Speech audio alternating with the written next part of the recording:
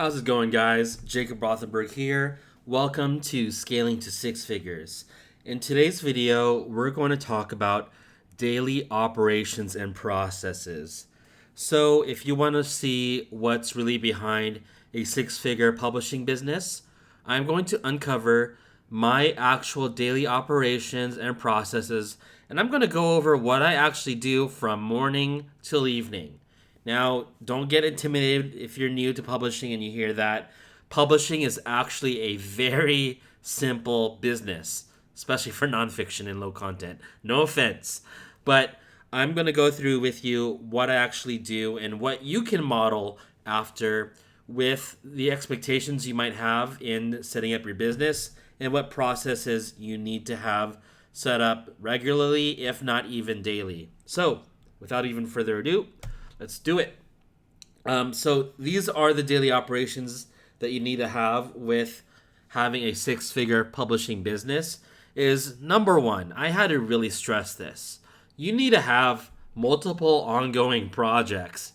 So if you're in nonfiction, and especially if you're in low content, unless you're the kind of publisher that's doing super high quality books that are just already killing it, you can get away with publishing one book a month or one book every 2 months, you're going to have to play a little bit of the volume game, meaning you need more books out in the market to give you more chances for a book to take off, and you need opportunities to make money, right? So you need products for that. And for most of you, I'm going to advocate that you have more books published than less books published.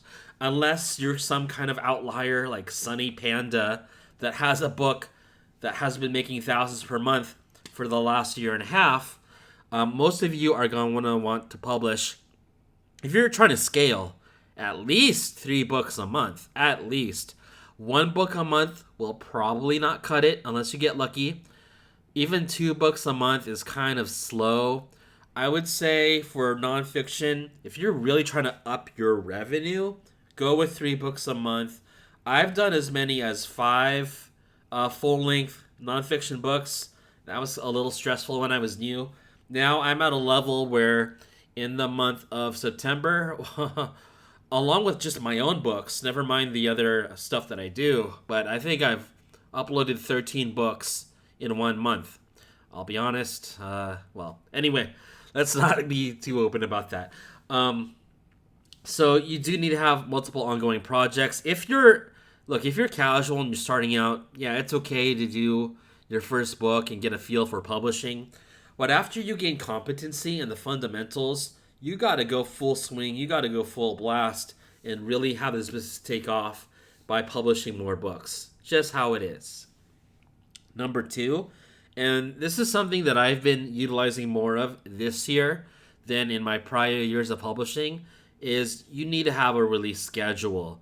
So you need to know what you're going to be publishing for at least the next 3 months. Now, I'll be honest, in this regard, I used to kind of wing it. I would just say, oh, well, I want to publish this month and maybe have an idea of what I'll publish next month. But I didn't really have a plan of what I'd be doing for the rest of the year or what I'll be doing in the next quarter. And I'm someone that likes to also be flexible. So if you're someone that wants to, for instance, you do your keyword research and you find this really good keyword that cannot wait, it has to be published right away, by all means, do so. But have a basic blueprint of what you will be publishing for sure, for at least the next 3 months. So that might mean simply having a big order placed with a writing company. And if you have like a project that has 3 or 4 books for the same kind of keyword or niche, and you're keeping the same one writer on, that can take a couple months or even 3 months to fulfill. So I'm not trying to talk like this is some complicated idea, but you always want to have something in the works at the very least and have it scheduled. Aside from that, and this is stuff If you've taken a Kindle publishing course on, you should already know there's going to be operational tasks that you do daily, and we're going to go over them along with marketing tasks. So the daily hustle and stuff you got to do, if not day to day, daily, especially if you're newer and you're still learning the ropes. And as well, once you reach a slightly higher level, and especially for using freelancers for some of your processes, is checking in with staff. So you've got your cover designer, you've got your writer at the very basic level, and we're going to go over that in a bit. So this is not going to be a super long presentation. I've really just got 2 more slides left for you, but this is going to be most of our discussion right here. So this is my daily operations. This is not some theoretical, book smart kind of conceptualization. This is what I actually do, more or less. Like sometimes it can change up, but this is how I structure things. So look, in the morning, I live usually on the West Coast. It's still early for a lot of people, and I can't get in contact with people because they're asleep. So while people are asleep or whatever, I do stuff that I can do in solitude. So I review my dashboard. I like to review my sales. I used to be fanatical. I would review my sales at least, I think, 3 times an hour. And I still do that sometimes when I have a newer release out for something big. But at the very minimum, I like to review my dashboard once a day. Anyone who any course creator who tells you that they only check their sales dashboard once a month is a fucking idiot. So excuse my language, I just had to say that. Don't listen to anyone else about that. Check your sales at least once a day, please. You're a business owner. You got to know your numbers. So make sure you review your KDP dashboard, your ACX dashboard, whatever else you have going on, Ingram, Draft 2, whatever. Check your sales, check your numbers, so you know where you're at. Along with that, I like to review my ads. So the vast majority of you will be utilizing Amazon ads. I'm utilizing Amazon ads, kind of a given. So make sure that you're at least reviewing your campaign numbers and you know where you stand. So if your cost sucks, you're going to have to, later in the day, work on optimizing your ads, negative keyword targeting, and all that good stuff. This is not an ads lesson, so you're going to have to work on your ads, nevertheless. And this is a caveat, too, for nonfiction and low content. You don't have to do this daily. I honestly don't. But perhaps once a week or once every 2 weeks, put 30 minutes together, maybe an hour, for your keyword research.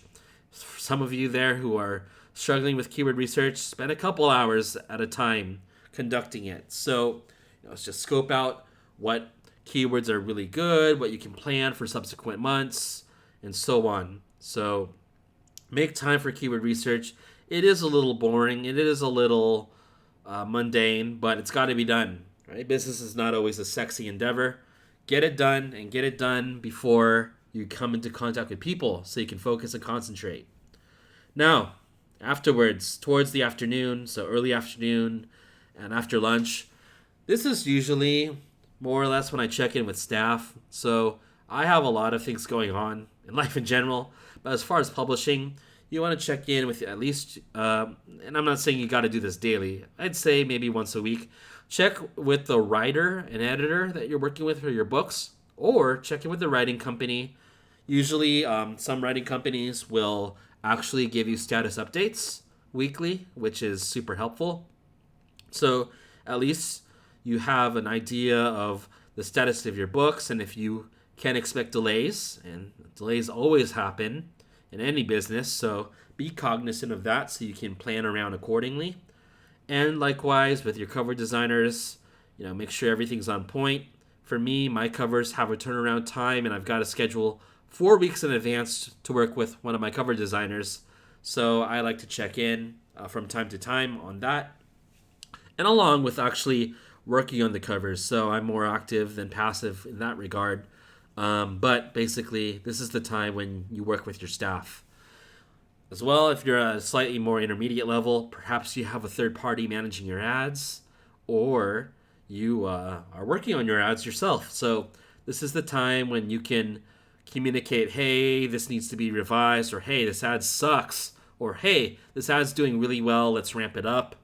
That's when you got to shot call those decisions. And as well with Amazon ads, especially, you want to take the time to tweak them. I would say managing Amazon ads are more intensive than managing and revising Facebook ads. Maybe that's because, matter of opinion, I'm probably better at managing Facebook ads and Amazon ads at this point.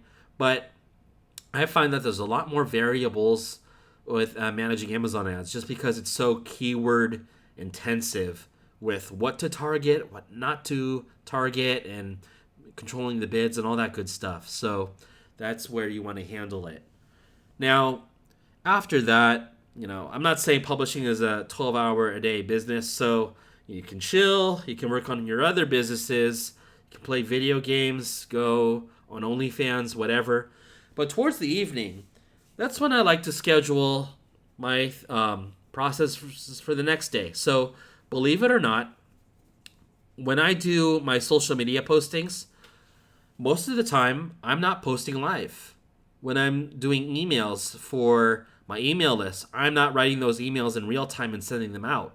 Instead, I have them scheduled from the prior night. So, perhaps after dinner or when I have some time opened up, that's when I like to get on X platform and write up some stuff and just get some of that work out of the way so I don't have to do it the next day.